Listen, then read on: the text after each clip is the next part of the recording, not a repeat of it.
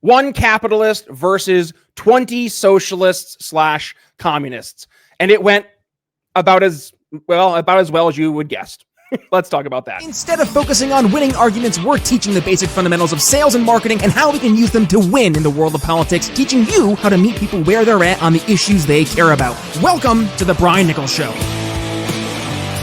Well, hey there, folks. Welcome to another fun-filled episode of The Brian Nichols Show. I am, yes, as always, your humble host, Brian Nichols, joining you from our lovely Cardio Miracle Studios here in sunny Eastern Indiana. The Brian Nichols Show is powered by the best heart health supplement in the world, Cardio Miracle. So you want to learn how to lower your resting heart rate, lower that blood pressure while improving your pump at the gym. Go ahead, stick around later in today's episode. We'll dig into that and more, or just go ahead and head to cardiomiracle.com/TBNS. Or if you're watching us here today, go ahead and scan that little QR code over my shoulder. But let's dig into today's topic of conversation. One capitalist versus 20 socialists. And yes, it did go just about as well as you could possibly hope.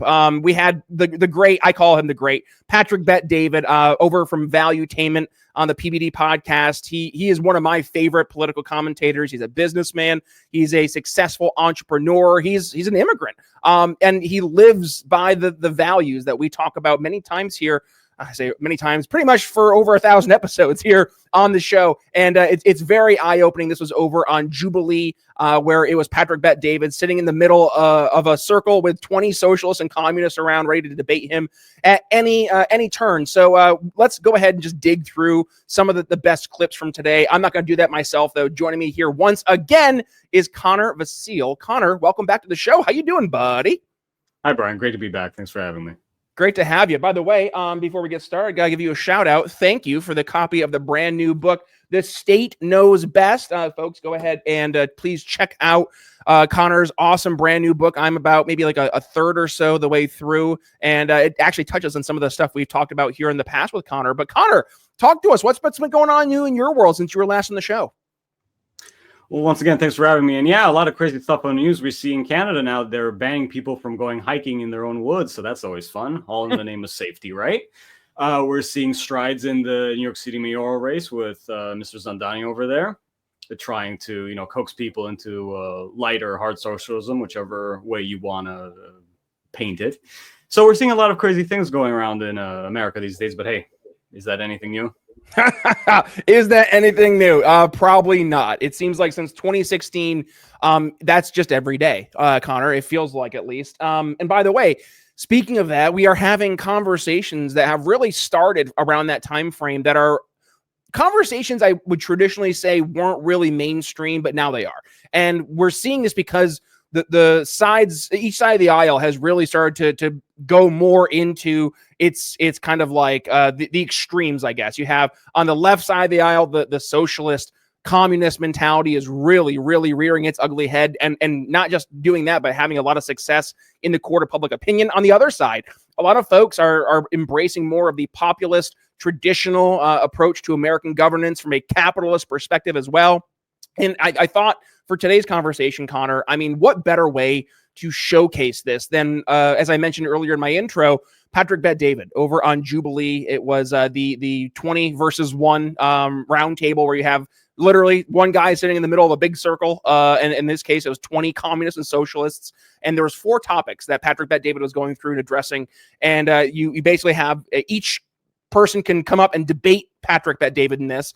They get a 3-minute window to debate. Or as you'll see, there's going to be folks raising these little red flags in the background. If the other 19 viewers or participants, rather, of the debate, they feel that the person who's actually debating him one-on-one at that moment isn't doing too hot, or they want a new speaker, they can raise their little red flag, and then they'll end their time once they have all the flags raised, and then a new speaker comes in. So you're going to see, we're going to look at a couple clips today from Patrick Bet-David, and some of them are just so eye-opening in terms of not just how unprepared a lot of the socialist, communist, like the narratives that they talk about in their little groups and their echo chambers when it comes to actually bringing them mainstream, but also just how there is such a victimhood defeatist mentality amongst most of these folks. And first, I want to look at this one clip here, Connor.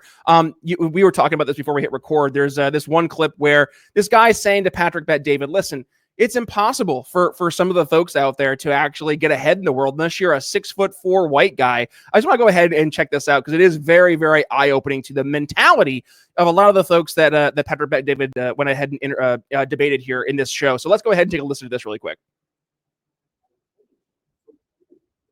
Oh, here, I actually have to. Let's try to reshare it. For some reason, it did not reshare. Let's try one more time. All right. There we go. All right. Let's take a listen. I changed. So can you. Look at the way absolutely. You're speaking to me. You can change. You can work hard, but do you know somebody like you? Do you know somebody like you that speaks this eloquently? If somebody gets a hold of you in real estate, insurance, finance, you can learn how to sell and you can make some real good money. Somebody like you that I'm watching. Not everybody's born with those abilities. You have to be brother. Like, somebody who's white, tall, 6'4", whatever. They're I'm much Middle more Eastern. I'm from Iran. Do you realize a lot of stuff that goes against me?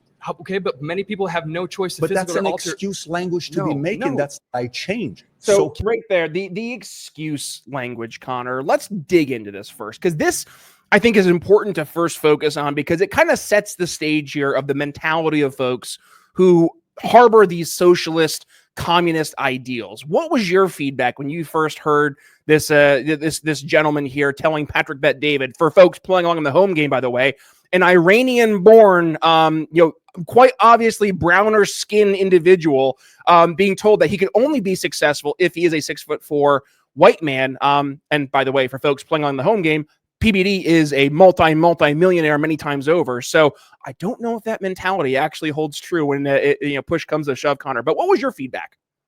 Well, watching this clip again, I saw for a moment he said, well, not everyone is born with those talents or not everyone has those skills, right? So there's this conflation with hard work ethic and skill-based things that you bring to the table, and this notion that, oh, you have to be born with it, you have to be gifted, as for some reason it comes down from the stars and you are naturally a good leader or a good salesperson or whatever. So these people are conflating a skills-based issue, which they could realistically learn in time, over, oh, you're just born with it, and therefore you have all this privilege and it doesn't apply to you. It's just ridiculous because they're so separated from reality. Yeah. Well, not only are they separated from reality, man, I'll take it a step further. I would say it almost dips its toe into the world of delusion. And man, it's very easy to become a victim when you are able in your mind to contrive every single possible outcome as against you, right? And what a segue, because this goes right into the next clip I want to share, where you have Patrick Bet David sitting down with this lady who she quite obviously is dealing with some mental demons, right? And I'm not going to say this disparagingly towards her, but mental illness is very much a reoccurring theme in a lot of the folks we see here on the show today. But she specifically tells PBD that she suffers from mental illness, and just the conversation here and how this transpires is very eye-opening as well, because PBD is going to offer some solutions here, Connor. And she isn't so warm to those solutions. Let's go ahead and take a listen here. I'm also mentally ill, so that was something I had to deal with. But I'm mainly mentally ill because I am disabled in a capitalist country. Tell me more about mentally ill. Who qualified you as somebody that's mentally ill? Me and my doctor team. Who convinced you that you're mentally ill? Me and my doctor team. What's the specific category of mental illness? Is there one? You know why I asked this question? Let me explain to you why I asked this question. So I don't even like the psychological industry. I don't really stand for like Sigmund Freudian politics or anything like that. I don't have access to even a result or a solution to my disability as someone with a connective tissue disorder. It's genetic. Have you been able to go to different doctors and get yourself tested? Yeah. You have? Yes. And in California? Yes, but not enough. I can't find a specialist. You can't find a specialist. I can't find a specialist. Is there anyone in your life that's willing to pay for the specialist? Well, they could or they would if they had money. But would you be okay if I pay for a specialist for you to go see? Yeah. Would you take money from a capitalist to help you go see specialist? I mean, yeah, sure. Why not? I'm going to have you go see two. Do you live in California? Yeah. I'm going to have you go see two specialists. But would you also be open to seeing somebody else I choose as a psychologist that may... No. You're not. No. So you choose as a psychologist. You're choosing who gets to determine what my mental health looks like. No. Okay. Then I wish you nothing but the best. So Connor, that was very eye-opening, right? Because not only does Patrick Bet-David, and we talk about this in sales, right? He is very empathetic, right? He's trying to understand how this lady got to where she is. And as PBD is doing this phenomenal Socratic questioning where he's asking these open-ended questions, trying to understand how she got to where she is, he understands that a lot of this sounds like it was taking place in California, which, by the way, for folks who've been playing along in the home game and watching the show for here, the Brian Nichols Show for a while, you know that California definitely does not do things by the book, traditionally speaking. And a lot of folks out there are more activists, especially in this healthcare field. And we see this, especially when it talks about, young kids and stuff. But looking at her having this almost visceral reaction to going to a psychologist that might, Connor, just might, push back on the idea that she is mentally ill and actually challenge some of these I'm going to call them misconceptions, but I would almost call them false diagnoses. Because I'm not going to say she's not mentally ill, right? Because she just, in her verbiage, it sounds like she got some issues she's got to walk through. But how much of that is kind of built up from the healthcare, perspective versus actually being a true underlying issue that she's not able to address per her claims here? If the bottom fell out tomorrow, would you be ready? Not just with food and water. I'm talking about protecting your money, your family, and your freedom. And that's why you need the Expat Money Online Summit, October 10th through the 12th. My good buddy Mikkel Thorup, host of the Expat Money Show, is bringing together top experts from around the globe to show you how to legally protect your wealth, secure a second residency or citizenship, cut your tax bill, and even own property abroad. And this year's focus is Latin America, and the opportunities are massive. Argentina is moving toward free markets. El Salvador is transforming. Panama and Paraguay are offering simple residency programs. Guys, a plan B isn't optional anymore. It's essential. And the best part, the summit is 100% free. Just grab your tickets at expatmoneysummit.com. And hey, if you want a lifetime replay access and exclusive VIP panels, grab the upgrade and use promo code TBNS for 20% off your ticket. That's expatmoneysummit.com, promo code TBNS. And now, let's get back to the show. Well, it's funny, what I got from that clip is not only in the field of psychology, but what leftists tend to ignore, willfully or otherwise, is that the entire healthcare market and field is influenced by these external factors. So while she was very readily accepting of his offer to pay to see specialists, I'm assuming that's something that's apart from psychology, and she was very fearful of seeing a psychologist that he wanted, she is very conveniently forgetting that those specialists might also have different opinions from what her so-called doctor team is coming up with.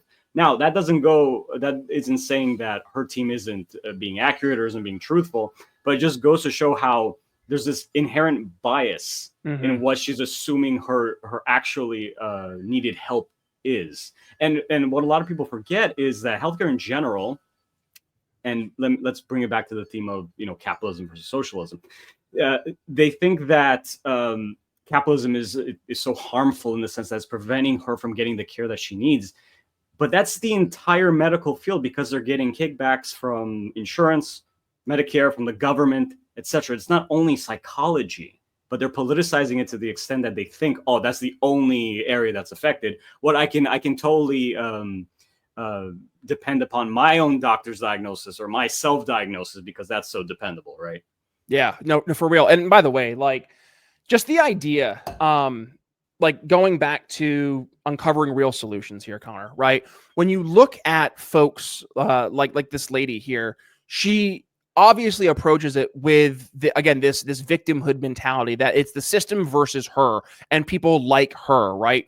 And I as a capitalist and somebody who I'm an entrepreneur, I work in this free market world all the time. I'm focusing on building value, building solutions that help solve people's problems. The reality is that they are looking for just some utopic, is that a word? Utopian type of solution that everybody gets this magical wand that makes everything better. And it is interesting because this utopian mentality, we see this in the left and the right? On the left, if they are able to make everything perfect, then poverty goes away. Everybody's equal. Everything is presented equitably. And on the right side of the aisle, more libertarians, for example, right? They see this, this free market utopia where anything and everything can happen without government. But then they will say, well, if we can control all the variables, right? Like we can have open borders if there's no welfare state. Okay, well, there is a welfare state. Well, no, I'm just saying it would be perfect if we didn't have one. Okay, well, that's not the case, right? So this is a reoccurring theme I see, is this pursuit of perfection versus pursuit of solutions that are tangibly better than the existing status quo that we're dealing with today. And I go back to my day job. When I go and I'm working with a business owner, right? And let's say I'm talking about developing their go-to-market strategies, which literally is just saying, hey, how do you help curate new customers, right? Are you going out? Are you doing a direct campaign where you're actually doing one-to-one outreach? Are you leveraging a channel sales team where you're leveraging sub-agents who are going out and finding these opportunities and bringing them to you? And then with that, like, what are you doing today? What works today, and what can we do better, right? It's never me going in and saying, hey, I have the perfect solution. That's a perfect solution for everybody. It really is a case-by-case basis. And when you try to approach things with this one-size-fits-all mentality, which a lot of these folks do, like if we just put in socialism and communism, Connor, everything will get, boom, I hit my microphone, everything will get better. Every issue that we're talking about will go away, right? That mentality, it's fantasical. It's all fantasy, is what I'm trying to say. Is that a word? Help me, Connor. You're the author. Is that a word? Fantasical. Yeah. Sometimes in my dreams, I think that's a real word. But like that's where I think a lot of these folks are. What are your thoughts there? I think a huge component, this goes back to marketing, is that people are obviously more influenced by their emotion, right? And one of the most tangible, talk about the rich people at the top, ones okay? that we're dealing with. Well, the rich don't pay enough taxes. You know what the bottom? Could you hear that? No, I was trying to get the audio queued up here. This actually segues right into another clip because we're talking about poverty here in one of these clips. It's because I didn't share it. Duh, Brian. This is the benefits of StreamYard is that it's supposed to make it easier, and then I lose the tabs. This lady, she was on and talking about PBD, or talking with PBD rather, and really digging into the number of folks living in poverty, right? And again, let's just compare and contrast as we watch this video, let's take incremental steps forward in positive solutions versus this one-size-fits-all utopian perspective on making, just butterflies and rainbows everywhere. Let's take a listen. When we talk about the rich people at the top, okay, and you say, well, the rich don't pay enough taxes. Do you know what the bottom 50% of taxpayers in America pay towards the revenue that the government gets in taxes? Do you know what the bottom 50% pays? Tell me. 2% of taxes. Do you know what the top 1% pays?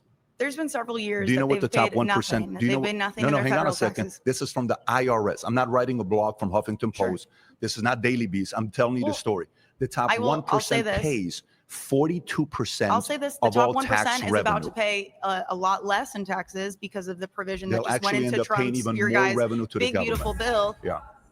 Thank you so much. Thank you so much.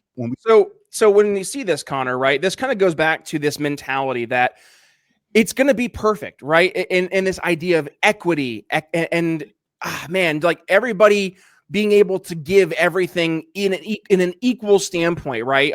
Like this just falls flat on its face because you look at the system we have today, it's the exact opposite. The people who are actually punished more for doing better are the folks who make more money. And the argument we hear from our friends on the left is like, well, yeah, because they've gone out of their way to use these nefarious methods, Connor, to accrue that wealth.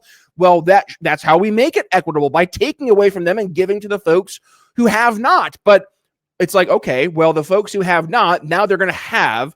So are we taxing them at an equal rate, or are we still going to be giving the preferential treatment because of vibes, feelings, something else? Definitely. I mean, they're definitely living in a dream, right? And these are people who are not only, separated from reality, but they've basically coaxed themselves into believing this delusion that, if we just redistribute the wealth, whatever that means in however way, practical or not, oh, everything's going to be hunky-dory. But we see through history time and time again, that's not the case. Now, I'm sure a few of those socialists and communists over there saying, oh, there was never really, truly a communist state, right? It's never truly been done. Well, guess what? I can make the same case for capitalism, right? And this might not go about as a popular viewpoint, but if you think about it, we don't necessarily live in a capitalist society in America. We live in a government-influenced system. Yes, there are capitalist components to it where we're much more free than other countries, God bless. But to say that we are a capitalist country, that is absolutely not the case, considering government subsidies, government involvement. If you're a new parent, you already know the feeling. Running on maybe 3 hours of sleep, chasing your kid before the coffee kicks in. It's like you're constantly in survival mode. And even if you do find time to eat clean or sneak in a workout, your body's just not operating at full speed. Stress, sleepless nights, and poor nutrition tank your nitric oxide levels, leaving you sluggish, foggy, and unfortunately snapping at the people you love the most. And trust me, I've been there. That's why I started using Cardio Miracle. That's a clean nitric oxide blend that supports energy, circulation, and mood with no caffeine crashes or stimulants. Just ingredients like organic beetroot, CoQ10, and L-arginine that naturally help you stay present, productive, and powered through parenthood. Trust me, this stuff helps you show up for your family. So, scan the little QR code over my shoulder, click the link in the show notes, or simply head to cardiomiracle.com/TBNS to give it a try. And by the way, when you go to cardiomiracle.com/TBNS, you're going to get a discount automatically applied at checkout. Just look for the little note saying you're shopping with Brian Nichols at the Cardio Miracle homepage. One more time, that's cardiomiracle.com/TBNS. And now, let's get back to the show. Agencies that are outside of the executive authority, in which they regulate, monitor, inspect various aspects of our economy and businesses, all these facets are in place. That is not pure capitalism. So if they're going to say, oh, we're suffering under a capitalist system, make all these excuses, well, actually, no, we're technically closer to suffering under a socialist system with a government intervention in play as opposed to pure capitalism. So if they want to play that game, we can play the game as well. Yep. Well, and it's funny you bring this up, right? Because first, that's actually literally one of the 4 points that PBD raises for the framing of the show. And it is that if you do not like America today, it's because America today is more or less more socialistic than capitalistic. And the numbers that PBD always goes back to is if you look at our expenditures on a yearly basis, 68% of our revenue is being collected to then go towards entitlement programs. So that is by definition, right, a socialistic type of setting up of an economy. Now, to the other part you raised up, and this was actually perfect because it literally segues into the next video, talking about, yeah, well, we've never had real communism tried here, Connor. Well, watch what happens when PBD actually pushes one of the panelists to embrace the opportunity to go and live in any communist country that they would want to choose. Let's take a listen here. There is no real incentive of capitalism because the incentive is survival. When you get into communism, the incentive is for the common good. I love that. I got an offer for you before we move on. If I were to give you your $2,350, which is the cost to renunciate your citizenship, and I paid you your first class, flight to whatever communist country, and $20,000 of spending money. Communist country. Would you give up your citizenship to go to that country? Whichever communist country you want to go to. Yeah, Cuba, we can give you Venezuela, we give you North Korea, any one of those you want to go to. Choose any one of them. I'll give you one-way ticket, and I'll fund it for you if you want to. Thank you. Well, it seems like, Connor, she maybe changed her tune a little bit when she got the opportunity of a lifetime to go and actually experience the very thing that she's trying to push for here in America. Interesting, huh? Two real quick points regarding that. So number one, the fact that if she genuinely believes that there are no actual communist countries existing in the world today, despite over a century of it trying to be applied, doesn't that go to show that how bad of an idea communism really is? If there's not one country in her own mind that actually successfully implemented it, maybe it's a really bad idea. Number two, these people, even when given solutions, they don't want solutions. They are addicted to living in fear. Compare, for example, the Biden administration that we all have to go through, unfortunately, and this current Trump administration, which is arguably equally stressful for different for different reasons. Just compare the liberals and progressives under Biden and then how they act under Trump. They are full of energy, vibrance. They are actually more attentive nowadays under Trump because they are addicted to being in the state of suffering or the self-imposed suffering. Oh, everything's horrible. We live under fascism, Trump, XYZ, whatever. Because they are addicted to that lifestyle because it gives them some purpose, at least. When they actually get what they want, or you have a socialist in power trying to actually implement socialism and communism, they may see that it's not working, but then they realize, oh, wow, there's nothing I can complain about. So I have to find a different angle or different avenue. So these people, how I see it, they may genuinely believe in what they're thinking and saying, but at the end of the day, they are addicted to just being a victim at the end of the day.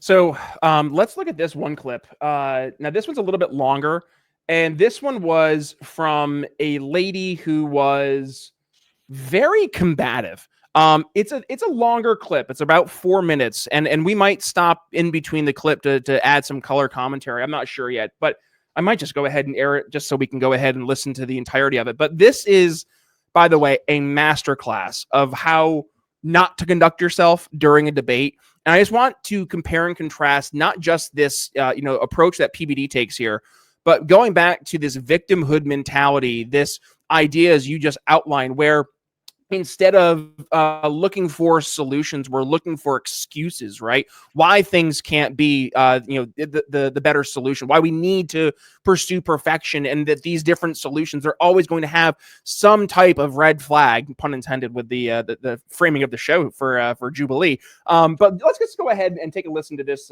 lady here. It's very eye-opening. Again, a little bit longer of a clip, so stick with us. But let's go ahead and take a listen. It's pretty comical that an elite such as yourself has the gall to tell us average Americans who's in poverty and who's not. A lot of times, I was an average American. You're not I was anymore. a guy that was in poverty. You're not anymore. And you can also change. You can also change. Anyways, do you believe you're you talking can change? down. A lot of times that the market for poverty is actually very low. So a lot of times, like $2 a day is the line for how they measure poverty. $2.15. And that's ridiculous. So if I make $5 a day, I'm not in poverty. I can actually live. I can pay the rent. Sure. But we're talking about this country, right? We're not talking about around the world. I've noticed that you like to do that. You like to skirt from America and talk about other countries to try to make it look like we're better, but we're actually getting worse. America's the greatest country in the world. Anyways, it's the greatest country. We are at the highest that we've ever been with homelessness since we started collecting data. Why is that? Ask you, are you from California? We haven't had a pay raise since California? 2009. Do you live Our here? minimum wage nationally is $7.25. Okay. And you wonder why we have the highest poverty rate. You think that capitalism's winning? Can you survive? Would you like to live off $7.25 I used to work for $4.25 at Haagen-Dazs. Right. Then I and that went was and a very worked different at time. Burger King for $4.75. And how much do you make now? Then I make millions today.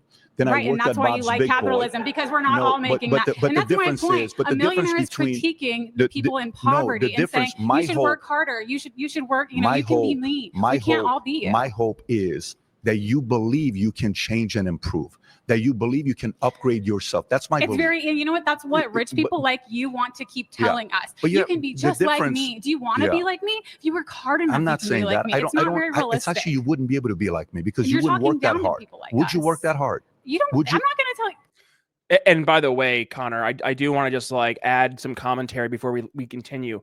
Isn't it funny? He is painting the exact picture of not just how hard it is, but the fact that you can get out of the existing situation you find yourself in, right? And it's not easy. This is the part from a lot of these anti-capitalists. They are looking for what I call the easy button, right? We think back to, I think it was Office Max or Office Depot, something like that. And they had the easy button, right? Where, oh man, this is a big business issue. Oh, if only there was an easy button, and they had the easy button. There is no easy button in life. The status quo is suffering, right? If you were to just take any random person out of society and toss them into nature, you are in fight or flight, because if you don't fight, you're gonna leave, and if you don't leave, you're gonna get eaten by a bear, right? So like you aren't just given this like easy button in life, and there is such an entitlement, which is the part that is so fascinating.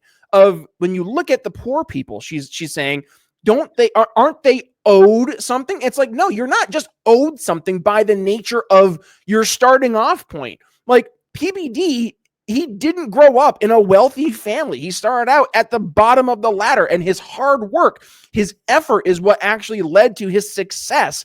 And this idea of hard work actually leading to a more positive, tangible outcome, it seems like it's like kryptonite to some of these folks, man. Definitely. And just watching this short segment, it just really reminded me how envious people are, right? Like we heard it from himself. He struggled, right? I believe there were some other videos with him apart from this where he says how much he struggled. As you just heard right here, he made like 425. He made nothing for the time being. He really struggled and he worked his way up the ladder. But they don't see that. They just think instantly overnight, he just became this multimillionaire, successful, and he's an other. He's not like the rest of the people. But what these individuals, these socialists, are forgetting is that it's not that you work hard and you instantly become a millionaire.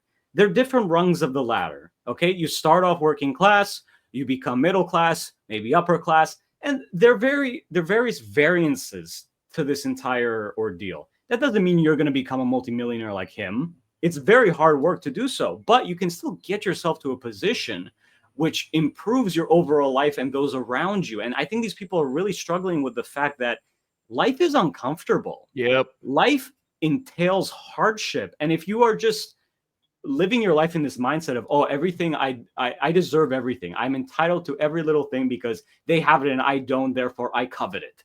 Well, guess what? If you don't expose yourself to the uncomfortable facets of life, you'll be stuck there and everything will be uncomfortable.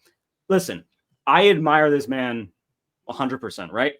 I actually managed to see him in a roundtable in Miami when he was talking with Timcast about a year ago. Mm-hmm. And he's, well-spoken. He's an enlightened individual. He's inspiring too. I mean, he did sales, right? he better be. But it goes to show that these people, they don't understand that life is hardship. I'm nowhere near, obviously, at his status, his net worth. I wish I can be at one day, but life in and of itself is hard work. If you don't work hard, if you just expect the government to give things to you, well, guess what? You're going to end up with mediocre results. And if you're okay with that, God bless. But do not complain about the people who actually suffer and go through the turmoil to get where this guy is right now. Bingo. And the next part of this is going to be talking about the hard work effort piece, right? But I just want to compare and contrast and use an example, right?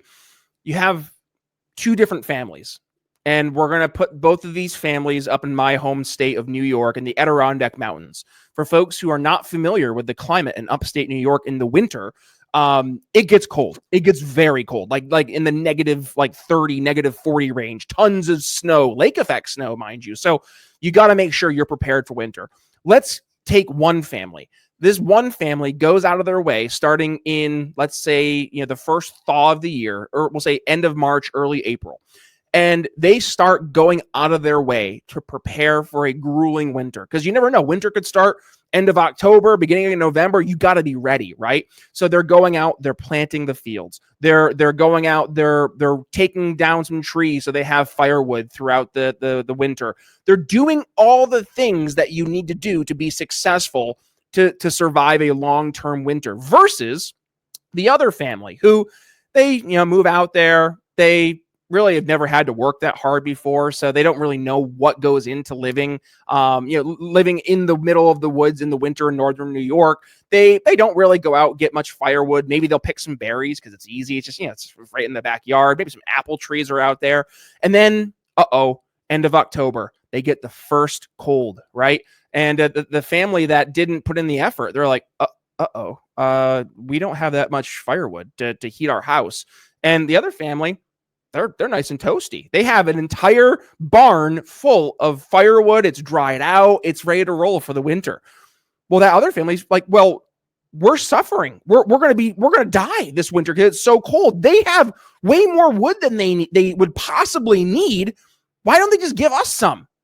And that is exactly the problem, because the family that went out of their way to work hard, to put in the time, energy, and effort, the reason they have those resources is because they put the energy and the time to accruing those interests or those resources, because they have this thing called foresight. They can look ahead and see what we need to do in order to be successful. It's not this immediate gratification easy button where we just do whatever the easiest thing is to hit that dopamine hit to just live in our comforts.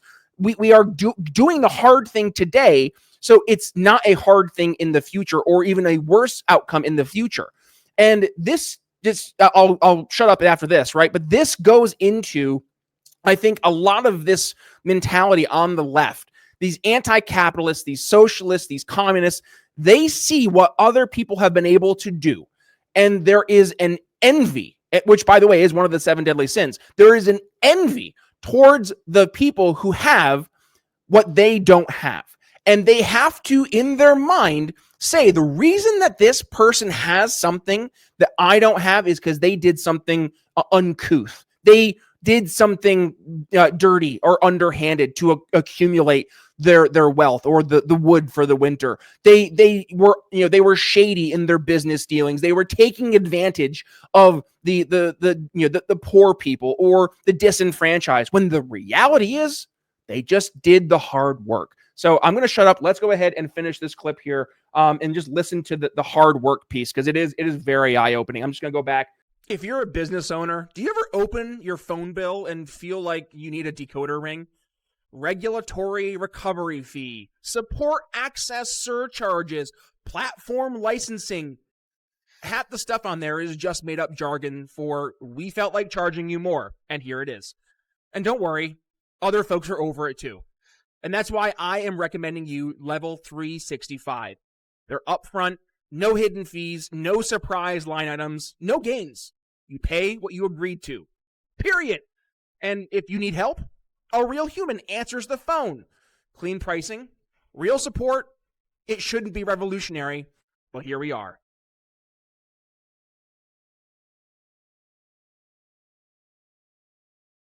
Maybe like, let's see, 2 seconds here, just so we can start the context. Hard. You don't. I'm not going to tell you. I don't have to answer that.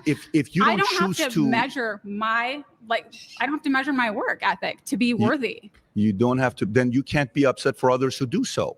You can't be upset for people who are struggling. No, because they work harder than you. And that's what's wrong with capitalism. Because but you go back think to the that homelessness. you have to work so hard. Do you live in the state of California? I do. Okay, you said homelessness. Yes. What do you think about your Governor Newsom? What do you think about him? I don't like him. I'm a progressive. He doesn't do enough for the people. Do you know when he takes corporate money? Fantastic. He takes money from people like when you. He was, he's not I've never given him money. But do you know when he first became a governor, surprise, but I would never give him money. But when he became a governor first, from then till today, he's raised the amount of homelessness in this state by 36,000 people. Okay, I don't like the guy, but he's not at fault for homelessness. People like you are, billionaires like you are the problem. Gave him 24 billion. Taxpayers I believe it. gave him $24 billion, and he didn't do nothing with it. Vote him out. Vote him out. You vote him out. You have him. It's not that. That's what I'm saying. I'm not here to defend Newsom. You can but go. You're not much different than him. That's all I'm saying. You're in the same class. But you're sitting here blaming a person who's changed their lives for the better, and it's their fault. My dad was. This is not the United States of Patrick Bet-David. Do you know where? This is the United States of America. I know, and I'm so grateful to be here. I'm so grateful to be here. But are you willing to pay more taxes so that other people don't suffer? Are you willing to pay more taxes so other people don't suffer? I am so grateful to be here. I see you're skirting the question. You're not willing. My dad was a cashier in Inglewood at a 99-cent store. We had nothing. No, I don't tell you that's great. We had nothing. I'm the guy that had I'm the guy that had I'm the propaganda that you guys. But you can be like me. But what you don't want to hear is that because it's the truth. We cannot all be like you. When's the last time you read a business book? When's the last time you read a self-help book? I don't need to answer that. When's the last time you read a self-help? I wrote a self-help book. I'm a writer. I'm a creative. Tell me what self-help book you read. I'm not. Give me I don't one. Need to. Give me one you read. Are you willing to take one recommendation? No. You're not. Not for me. Then I can't help you. That's okay. I don't need your help. I didn't come here for your help. I came here to debate you. Good. I don't need your help. she says right after saying, "Are you willing to spend more money in taxes, Patrick Bet-David, to help people who don't?" Well, I don't need your help. Like this cognitive dissonance of folks just like her.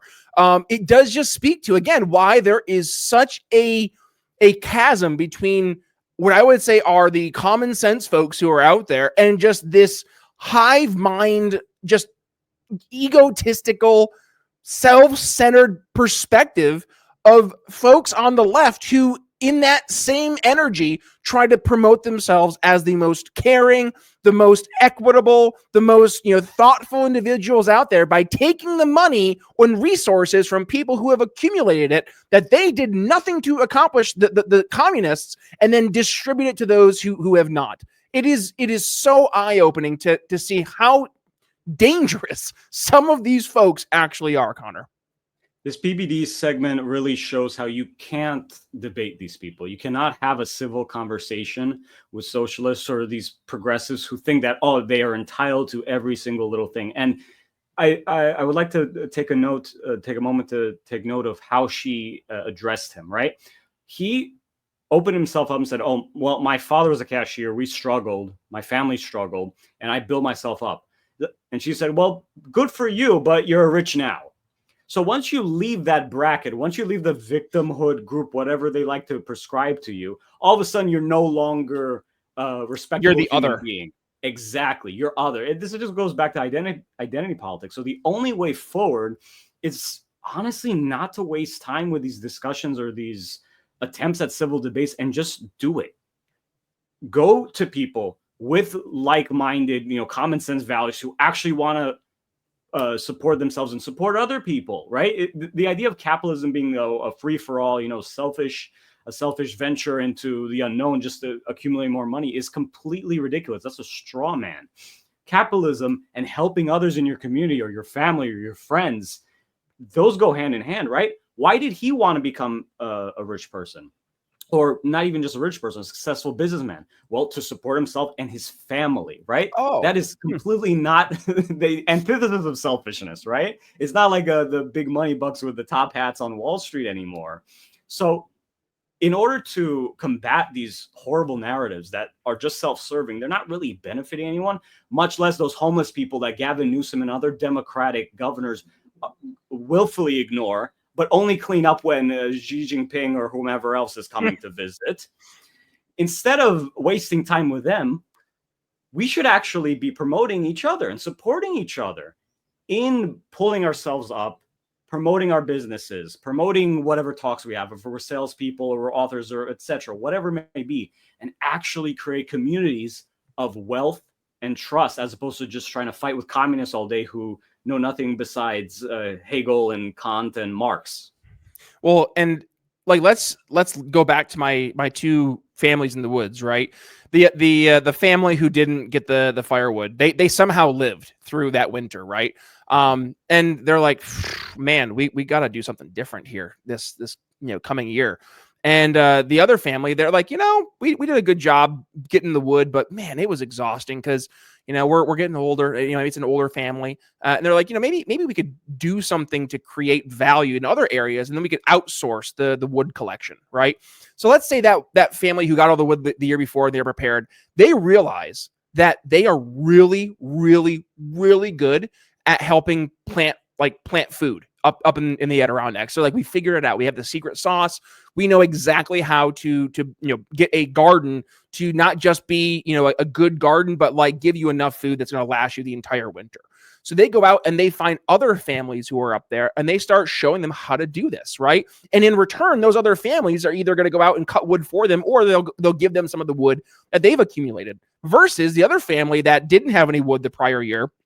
They think, I think our value we're going to create to society up here is we're going to be artists. We're going to paint pictures of the families of these other homes on these big, beautiful slates of rock. And we're going to give that to them. And they will in turn give us, they'll give us some firewood for next year. Right.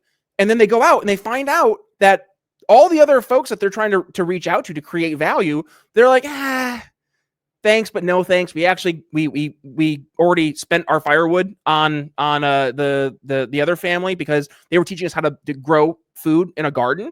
But I appreciate the sentiment, but no thanks, right? So it goes back to another piece, is creating value. And value is, believe it or not, subjective. If you feel that your art piece you're creating is valuable and that should have intrinsically some worth because it's you put time, energy, and effort into it. The family definitely spent time, using a rock to create the little stick figure drawings on the piece of slate, but there's no real tangible value to anybody else to have just that slate of rock with a picture of their stick figure family, because when it comes to the wintertime, that's not going to heat the house. That's not going to feed folks, right? And just this idea that any work, anything you do and just working hard is inherently valuable is such a backwards perspective. And Connor, the last clip I'm going to share today is probably the one that's been going most viral, because we're going to hear from this guy who's a communist, and he's just, he's bitching and moaning about he's working 80 hours a week. He submitted 477 job applications to do a different job, and he's hearing nothing back. Oh my gosh, a savior has arrived, because he might have a job offer on the table from an actual multimillionaire businessman that he is sitting in front of. Does it go the way that we would think it would go? Probably not. Let's go ahead and take a listen again. How about I interview and I give you a job? Would you move to Fort Lauderdale? Ooh, man, that's Florida. Sure, why not? Would you move to Fort Lauderdale? Sure, why not? How about you and I document this? After this, you come, I do an interview with you, and I give you a job. And let's see what you do 90 days later. Okay, I'll look up your company and all that kind of stuff, and I'll see it. But you see what just happened regardless, right there? Watch what you just did. Sure. You just said you applied to 477 companies who's not gone back to you. Yeah. A business owner who's hiring aggressively just made an offer to you. You said you're willing to move. Then you said, I'll look at it. You became selective. I didn't say I look at it. If you'd let me finish my sentence. Go ahead. I want to hear it. I would like to look into your company to see exactly what you guys do. You would like to? Because I don't know what you guys do.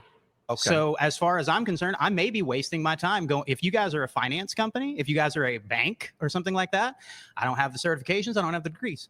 So even interviewing me would be a moot point. What if I gave you a job, period, to work 80 hours a week? Would you take it? And I paid you a reasonable wage. Are we talking a livable wage or a reasonable wage? And whose version of reasonable are we talking about? Your version of reasonable or my version of reasonable? But you see, so now for me, what I'm noticing from you is I need specifics? No, not necessarily. No, most of the people I hired need specifics. The difference is I'm trying to hire them. In this instance, you're trying to get a job and you're being selective. It's going to work against you. I'm not trying to get a job. Originally, I was trying to ask you where the moral felt. My offer's off the table because you're going to be difficult to work with. Okay, sure. But my question was, where is my moral failing? Like, where is it that you are saying that I am not working hard enough and I am not doing enough? I just experienced it right now because the way you just handled this situation. Got it. So I should accept anything that somebody gives me at first blush if it is a guaranteed thing. No, not necessarily. I agreed to do your interview. I agreed to be interviewed by you, and you agreed to consider me for hiring. Yeah. So therefore, I am taking that opportunity. I've chosen to. But because I am asking you for specifics, your immediate reaction is that, oh, well, you're trying to be picky. I'm not. I'm asking specifics. You could have simply I said I need to look up your company. That's all I said. All you could have said is I'm willing to have the interview. And I did. You would have had the interview. And I did. No, you said it depends. I said, don't know. Sure. Let me look. Yeah, sure. I would look into your company. That's all I said. I appreciate you. Thank you, James. Connor, I'm at a loss for words, man. I can't. I'm trying the hardest. We talk about empathy, truly being putting yourself in somebody else's shoes. And I'm having trouble getting my size 15s to fit in this guy's shoes. Help me out here. Like, where is this guy coming from? God bless Patrick, because I would not have had the patience to deal with that entitled tone of voice. My God. Can you imagine, like, if this is the person who's shelling out 400 plus applications and maybe gets a handful of phone calls and that's the voice you hear on the other end of the line, I'm hanging up. Yep. Because that's just entitlement, that's pretentiousness, but also serves another point. The people who go and do this Jubilee segment, they're not there to find solutions. They're not there to expand their worldview or even try to persuade him to see how they view the world. They're just there to berate, to throw ad hominems around and get their, 3 minutes of fame. So these people are just not realistic. These are not the type of people who, in the business market, right? In the business sense of things, people should really be concerned with, because they're not there to try to contribute value, right? And back to your analogy in terms of the rock portraits, which I must say, don't tell Hunter Biden. He's going to be very angry if you tell him he doesn't have any value. But it goes, yeah, it definitely goes back to value. It's what you bring in the situation that is needed the most. If I have a degree that I spent 20 years on interpretive dance theory and underwater basket weaving, that's not going to bring as much value as I would, let's say, knowing how to cut wood well. But Connor, you worked really, really hard learning it. I know. I did coloring books and everything. Like, I did the whole curriculum. Like, they blindsided me, you know? The wool was ripped before my eyes. I'm sorry, but this is unfair. Like, at some point, people need to come to terms with the fact that the education system we have today, it's not like the classical education we read in the books. There's no Plato, there's no Aristotle, although they are, you know, colonialist, white oppressors, whatever.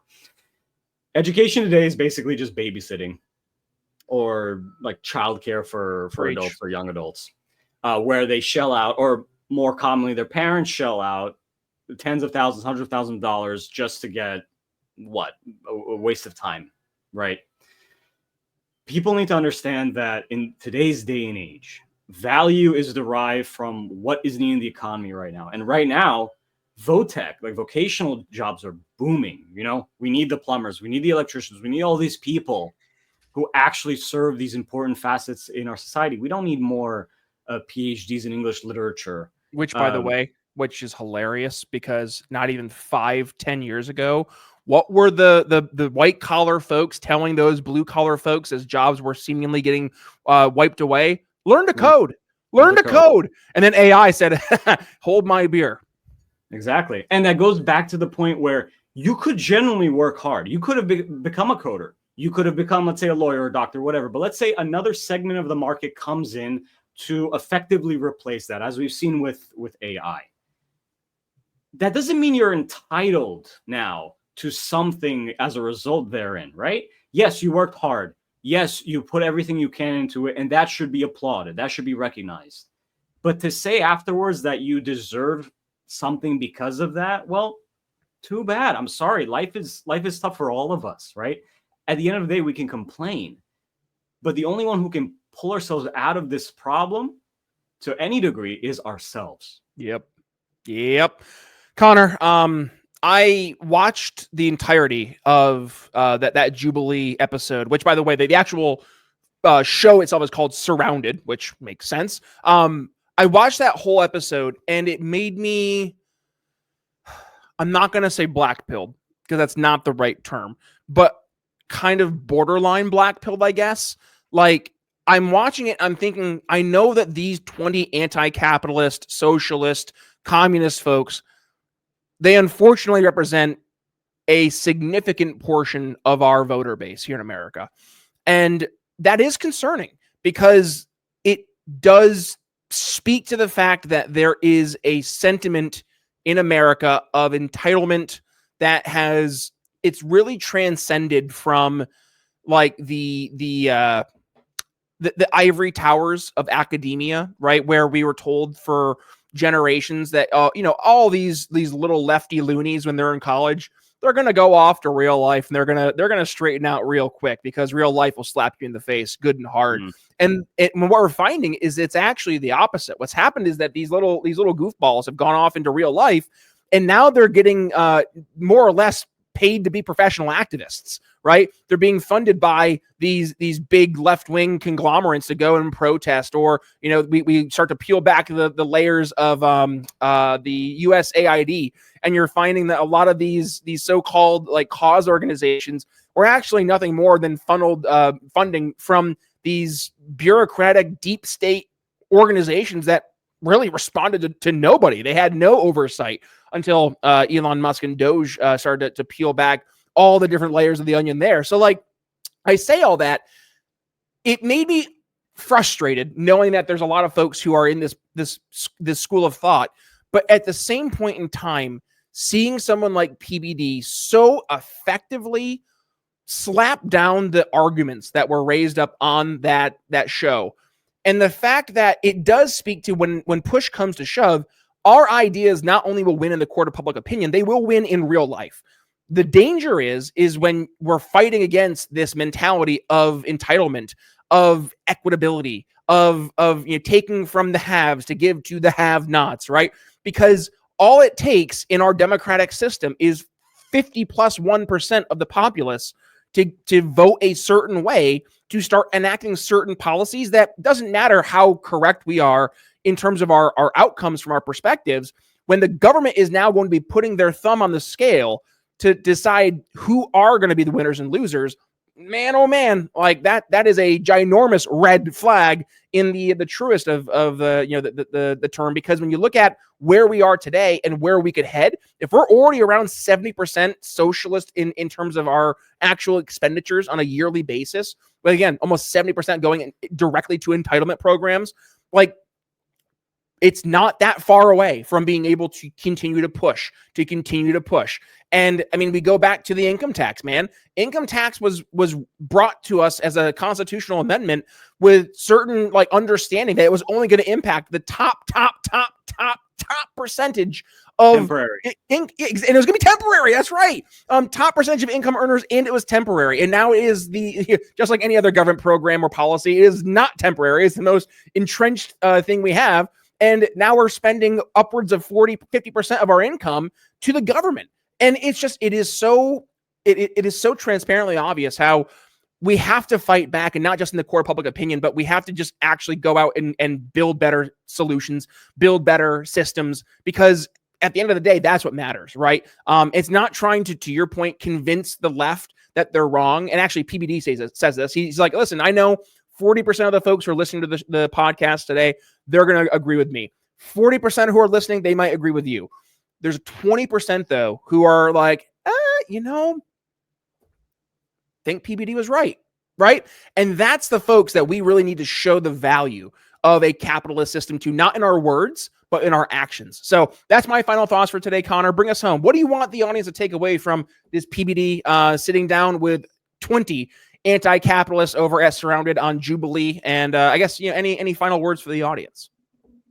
So the Jubilee segment really perfectly mirrors exactly how the online discourse is. And I think we should really remember that what we see on these clips and these videos and these channels is not necessarily reflective of how ordinary, regular people are in the real world. That being said, we do see this very concerning trend towards socialism, particularly with voting patterns and the various popular movements throughout big American cities. We see Minneapolis, we see New York, etc., where socialism is actually getting a considerable ground in those areas. That being said, the whole neocon old world order of, just go to school, keep your head down, focus on getting a degree, and then work hard, don't get into politics, don't discuss politics or religion, you'll be fine, let the lefties do what they want, they'll be unemployed. That clearly does not work anymore. So we need people like Patrick Bet-David. We need these individuals who are already grounded. They are, successful business people in their own respects. And we need to inspire other Americans to not only follow in those footsteps, but then also take it one step further and maybe even run for office. And we start slow, local, we do state, maybe even get a few senators or representatives in the bunch. And then we can slowly actually drain the swamp from what we're seeing today with all these so-called Republicans and conservatives in Congress who they technically have the majority. They can go right now and cut more funding to all these superfluous programs like we saw with USAID and others in order to actually make a difference and make, like these socialists want, a more equitable or prosperous country. But the only way we can do that if we, the people, not the politicians, do it for ourselves. Connor Vasile, I don't know, man. I've heard this line before, and actually it's the title of the book I've been reading. The state knows best. By the way, yes, folks, go ahead and pick up your copy of Connor's book there, The State Knows Best. But that is the mentality we're fighting against, right? Is that the state knows best. And the state is nothing more, Connor, than a manifestation of the will of the people, right? Maybe not. So we're going to go ahead, folks, and put a pin in today's conversation. If you got some value from not just this breakdown of some of the highlights there of the Patrick Bet-David sit down with 20 anti-capitalists, first, of course, go ahead and give this episode a share, but then go ahead and please, for sure, make sure you check out the entire episode where Patrick Bet-David goes through and answers a lot of questions, a lot of very just out of literally left field perspectives, and he does an amazing job. And just the way that PBD, as you could see in those clips, presents himself and has the dialogue, it is respectful, but it is done so effectively because it makes the lefties have to actually answer versus just assert. And that is like so fundamentally different than what we see a lot of politicians do. Instead of just telling people why they're wrong, have them explain why they're right. So I think, there's a great masterclass, folks. Go ahead and check it out. You can find it, I think, over on your favorite podcast catchers, or you can go ahead and check out all those clips right from the main show over on YouTube. Jubilee, the episode is Surrounded with Patrick Bet-David versus 20 anti-capitalists. But with that being said, we're going to go ahead and say goodbye, folks. Again, thank you for joining us. And with that being said, Brian Nichols signing off here on The Brian Nichols Show for Connor Vasile. We'll see you next time. See you.